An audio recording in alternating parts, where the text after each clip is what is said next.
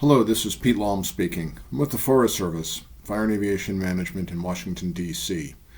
I am going to be talking to you today about Wildland Fire Air Quality Response Program. I am the program leader, and this is an emerging effort of the Forest Service and many other agencies, including National Park Service, BLM, NWCG, National Wildfire Coordinating Group, as well as many other cooperators.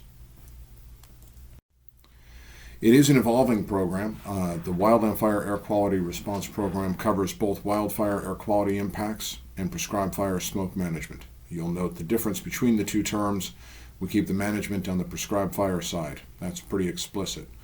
So why today? Why now? Why are we evolving and developing a new program? Well, for a little bit of background, we have 1 in 3 households which have someone with respiratory issues. A child with asthma, grandpa or grandma, perhaps with COPD, other situations. In fact, over 26 million people in the United States have asthma. Thinking about that and smoke from fire, and obviously we have a key driver. There's also, with increased science and medical research, have been identified that a lot more people are at risk of air quality and air pollution. This not only includes the obvious folks, such as older adults, people with asthma, but also the science indicates pregnant women are at risk potentially, as well as those who are diabetic. Some more research supports that effective air quality warnings can be extremely valuable to the public that might be adversely affected. Those who are at risk will respond when the warnings are more severe, and they will take measures to reduce their potential exposure and their risk. One of the findings also in science that EPA has provided with us is the fact that particulate matter, when they analyzed the science behind their latest National Ambient Air Quality Standard, that literally no particulate matter is healthy for humans. EPA is currently undergoing a review of the National Ambient Air Quality Standard for ozone, and they are proposing tighter standards because of the science that's emerging there as well. Research has also pointed out that medical costs as a result of smoke from wildfires can be anywhere from $8 to $80 per day per person for the exposure. When you think about a fire like Rim Fire in California going on for more than 3 weeks, and the many communities downwind that were affected by that, and multiply it by that number, and I think it almost begins to dwarf the actual suppression costs. The other challenge, which I'm sure all of you are well aware in the IMET program, is that the fire season is growing somewhat longer. The incidents do extend, perhaps a little bit longer than in the past. Certainly climate change effects at work here, or certainly the side of the meteorology moving into the situation, and we have got larger, more severe wildfires, and when we have that, we also have longer and more dramatic and duration impacts from smoke. Also, one of the other challenges out there, and this is kind of a tie to the 2009 policies that came out from the various federal land managers and state programs dealing with fire, and that was the idea of working to incorporate stakeholders into decision making around wildfires.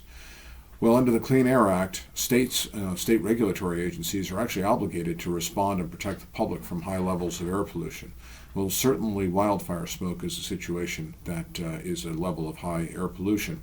And so how do they do that when they're actually not involved with the incident? So all of a sudden there's a bit of a gap there. The land managers who are addressing the fire and the teams that are out there on the incidents, that is the first level of understanding of what's happening with that particular incident and the implications for the air quality that is downwind as well as in the local area. If there's a burnout planned, and sometimes these burnouts can be quite substantial, as you know, 10, 15, 20,000 acres at a crack, and all of a sudden that is a really substantial slug of smoke, and the impacts to the public and the risks to the public are quite substantial downwind. So if the only persons and people that know this are on the incident, how do we communicate that message outward and provide for protection of the public, which was mentioned a moment ago? The other side of this coin is that in recent years, we've had land management community using risk assessments to manage wildfires. And that is also a key situation. Now, as we look at decisions on wildfires in terms of firefighter personnel and the public, which of course is job number one, we have the need to also look at all situations, all risks. And when we look at that, air quality can now emerge into the situation. One of the other transitions, and I want to give credit to the Canadian health folks that I borrowed this slide from, although I have slightly modified it, is the transition from health concerns from air quality impacts to actual safety concerns. And this is in the context of public and the public exposure. Obviously, most people downwind of a wildfire that are getting exposed to smoke will suffer some instances of impairment in terms of lung function, eyes watering, nose running, that kind of thing. That's a pretty broad population effect, and it's not very severe, if truth be known. However, as one is perhaps a little bit further up in the triangle here, when you're thinking about those who are at risk, all of a sudden this effect becomes a lot more serious, and in ultimate cases could actually result in death. So when one is all of a sudden shifting from that health to safety kind of construct, it's important to think about this, because as we shift to someone rushing their child in the back seat of their car who's turning blue from an asthma attack through equipment and other challenges to a hospital because of the concern about that child, I think we've gone far beyond the health impact and one of safety. And this is one of the compelling factors in driving the Wildland Fire Air Quality Response Program.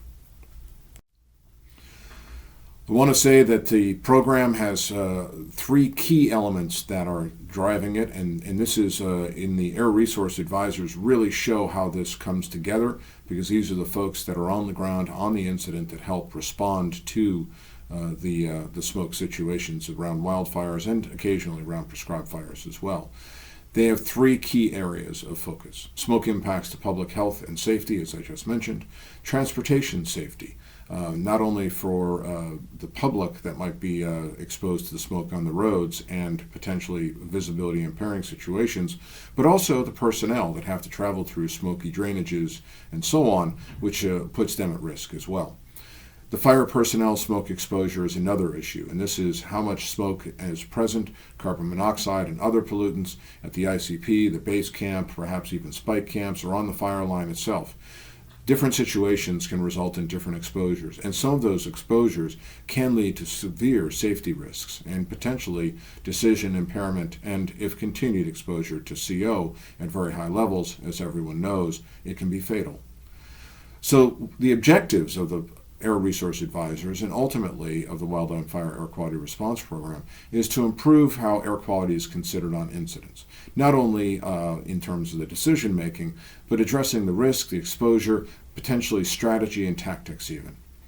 It is also to drive and provide information to the public and fire personnel, and to the supporting partners such as air quality divisions and health departments, county and tribal government, and those who are out there, such as the American Lung Association, which has a community of folks that might be adversely affected by such smoke. And this is critical so that their concerns are also addressed. So how is this done? There's a number of methods and elements to the program. First off, we have a monitoring cache, which of monitors for PM 2.5. That's very fine particulate matter that can be brought into the lungs. In that situation, we have 20 e-samplers, and they will be available for order via the NFES system. 5840 is the number. We have 4 contributed EBAMs from EPA. They're a little bit more precise in their measurements, require a little bit more advanced capability to deploy. All the data goes through the GOES satellite linkage, similarly to a RAWS unit.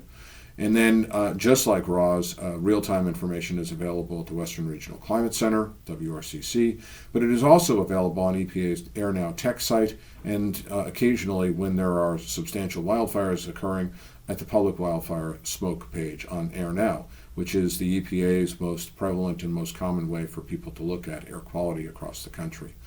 And so a key element of this monitoring plan and this monitoring use is the deployment and in key areas where there's potential exposure, interpretation of that data, and then getting that data out to people that need to have the information.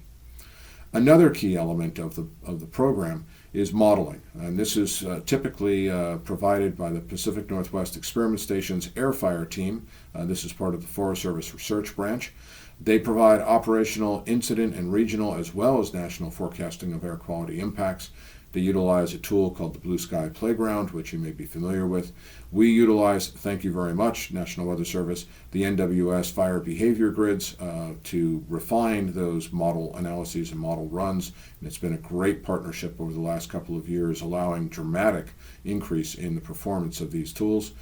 We bring in national scale meteorology and climatology, and we have several other steps involved in the modeling tools that allow the ARA to look at the complexity of the situation, potential exposure downwind of what types of smoke sensitive receptors exist, and then also some tools to allow assimilation of the monitoring data into a package, which you'll see in a moment.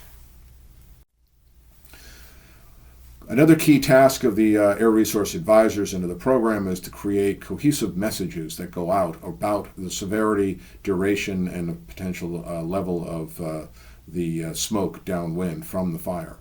This goes out to state and air quality health and air agencies, can go to the Weather Service. We also are aimed at developing transportation safety alerts and warnings. This is very critical in the Southeast, where there can be significant impacts for the smoke with higher humidity conditions and other parameters that could result in literally blinding levels of smoke on the roads and the subsequent potential for fatalities with the obscured visibility. We've all heard about those situations in the Southeast with significant fatalities and large car crashes. We also provide information to state smoke blogs, which is where a number of members of the public get their information about smoke impacts. And then we cooperate pretty effectively with state emergency response agencies and plans, which some incorporate addressing smoke. Another key element is just literally a presentation like today, which is stakeholder and partner collaboration. I try to work very closely with Robin and Heath and Larry as this program develops, and in fact have modeled many features of the ARA and the Wildland Fire Air Quality Response Program around the lessons that have been learned in the implementation of the IMET program. So working together is a key element, because if you're going to convey messages about air quality, obviously this needs to be in some sort of a standardized method and standardized way. And that is somewhat coordinated with the EPA, CDC, and with the states where the incidents are occurring and the smoke is impacting.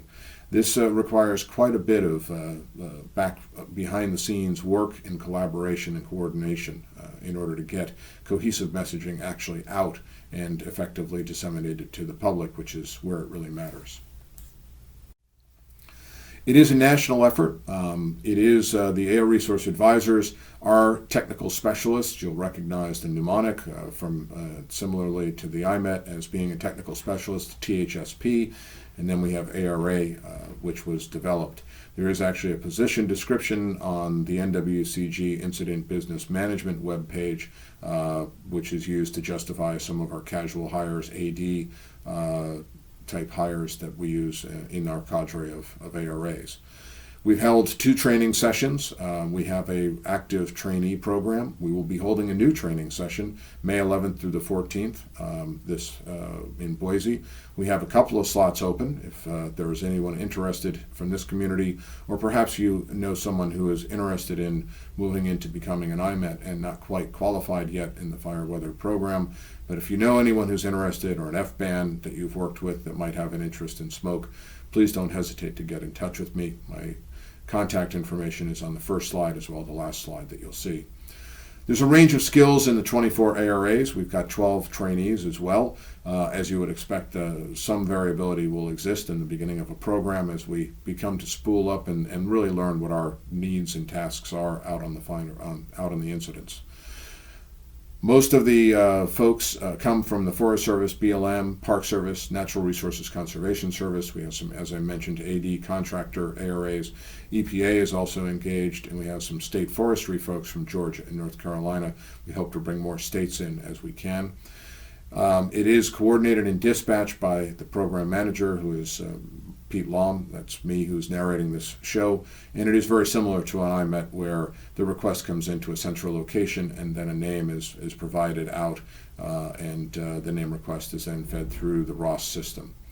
Dispatches, we've been growing quite handily over the last 3 years. We had a couple of dispatches in 2011, including myself, out on the incidents in the Southwest, Wallow Fire and others. Then in 2012, we had 13. 2013, we had 25 dispatches. And last year, we moved up to 39. So it is getting greater acceptance and greater, broader applicability as people learn about this tool and what we can do on the incidents to bridge the many challenges in communicating about air quality externally as well as internally on the incident. The requests have come from Incident Command. They've come from the incident commanders themselves, other members on the IMT, such as FBANs, plans chiefs, safety officers. There's requests that come from Forest Service regions and individual national forests and national parks. We're still working on building the understanding within state forestry, who are challenged to add additional resources on incidences, as you have found in probably your own experiences. But this is a pretty important position if it's a smoky fire and the public looks like they may get exposed.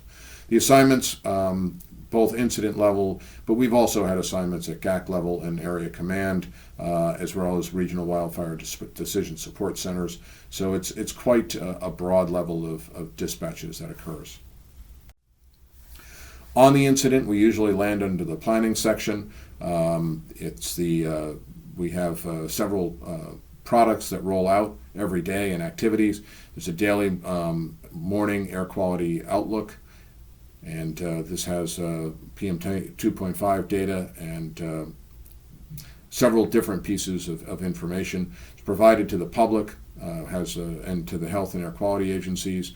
This is probably the fodder of most of the PIO information that goes out, as well as posting on the InsaWeb. It is also potentially provided and participating public meetings, which is another task of ARAs. We do hit a lot of public meetings. This is also a typical content material for a state smoke blog, and then is the basis for some initial dialogue on interagency coordination conference calls, and potentially even interaction with schools that are considering closing down or curtailing outside activities and exercise periods due to the smoke. And this has become actually a pretty important piece. Schools are an area where we have a population at significant risk that needs to be addressed, and so that interaction happens quite frequently with the ARAs. Then, of course, there's special warnings, no different than your own, dealing with transportation, which is obviously coordinated with the safety officers on the incident, and also any fire personnel and base camp issues in terms of smoke in camp and so on that seems to be excessive or is forecast to be pervasive for several days, where it could have some impacts on the operations and other and the health of fire personnel, including yourself. That obviously is an area of where safety officer and med unit coordination is pretty high. The PM 2.5 monitoring units are also another element of their daily activity, going out and supporting those. And then in the afternoon, typically a larger, more detailed air quality technical report is provided, and I'll show you examples of some of these tools in a bit. And that's an in-depth analysis for the air quality community and other interested parties. Really goes into quite a bit of detail and compiling a lot of the smoke information. This also is a great tool for air resource folks in the air quality agencies if they have to deal with the development of an exceptional event submittal for EPA. And then obviously this summarizes FBAN and IMET discussions that are critical to laying this out and getting the clear picture of what air quality trends and situations are in front of the resulting as a result of the incident. The Wildland Fire Quality Response Program, how do we interact with you all, the IMET connection? Well, there's a pretty broad variability in the skills in the cadre. I have to say that we've got some trained meteorologists. We have folks who have been schooled in meteorology. We have FBANs and SOPLs. We have PIOs that are in the program, as well as smoke and air program specialists. It's a pretty broad range of capability when it comes to really understanding the weather and the patterns and how that will result in atmospheric dispersion, and then ultimately in the concentrations of smoke downwind and that could affect the public. So obviously ARAs try to interact with you all to understand what meteorological patterns you're seeing, both short and long-term trends. And if you are utilizing some of your upper air data and tools that are now much more prevalent than they used to be, the on-site as well as interpretation of downwind impacts will also probably be an opportunity for some dialogue. And that's an opportunity that we'd like to capitalize on, because you are the experts on this tool and also on its interpretation. The other key place where it would be very valuable for interaction with the ARA is tying in with the local and other downwind smoke impacted WFOs with potential contact names for the fire weather forecasters down there, and that way message coordination and dissemination could be laid out, and we make sure we're saying the same things about potential downwind smoke impacts that could be significant, and we want to tie that in. I spent a lot of time in my previous role as an ARA out on the wildfire and elsewhere working with the WFOs that were getting impacted, and on some phone calls that we coordinated with, it was literally 2 states away where the smoke was coming down, and that they needed to know what was happening and coordinate that message. So it could be consistent. Consistent messages, obviously, as we all know, help the public respond effectively. If they see different messages, the public is likely to disregard and potentially be at higher risk and not reduce their exposure. Communication with the ARAs, we have a public Google Calendar which shows the ARA and the location, so the name and the location of the dispatch is out there. I'll have that information, the actual link, in the program later. If an impact if an incident has some potential smoke impacts, you as IMETs can recognize that certainly and raise that to the incident command or to the plans chief and suggest that maybe an ARA might be useful. That would be a great help from you and your community. And I think we could take some of that smoke question and challenge away from your tasks, which I already understand are more than enough on one person. If one can foresee some transportation or base camp smoke challenges, that's another place that's really a good trigger for asking for an ARA. And we are getting more calls earlier in incidents rather than after the big smoke blows up, and the IC who's watching the column build calls me on the telephone saying, hi Pete, I'm going to need an ARA, and I'm going to be, I'll ask, so did it blow up today? And of course, a lot of times it has actually happened that way. We need to be in front of that big blow up if it's at all possible. So if you're seeing a convergence of things that will result in a big move on the fire, which will result in a lot of smoke and some potential significant duration as a result of that, please don't hesitate to raise it to the plans chief and the incident command that air and smoke impacts could be something that they need to address. So the other key situation you should know, as I mentioned earlier, you can order it through, if the question then comes up for the incident command, if you want to, if they do want to get an ARA, my contact information is on the last slide, and I can line up through dispatch an ARA. It is name requested. All of our folks are in ROS and IQCS, similarly as IMETs are as well. So let's take a moment and look at the different products that are available that are typically produced, and this is not consistent at this juncture, but many produce tools that are very similar to this. This came from the Slide Fire last year, done by Ron Sharon, who's one of our key, probably one of our most experienced ARAs. So this is probably one of the more advanced approaches you'll see. And this morning summary gives an outlook of what will happen. It analyzes some of the smoke monitors that have been deployed and gives a small health statement about what type of impacts could occur. and whether the level of impacts that happened the day before the specific outlook is for. So this gives a little bit of history, a little bit of the current, and then a little bit of what they can foresee, and perhaps some of the cycling and the timing, such as the comment smoke will lift as the morning inversion breaks, so that people understand how they might be able to think about activities outside if they're adversely affected. So that's a key product that comes out, and one that's extremely valuable to the community. The technical report, which I mentioned earlier, goes to the more technically oriented community, the air quality regulators that may also be developing their own warnings for the public, and we try and coordinate with those warnings.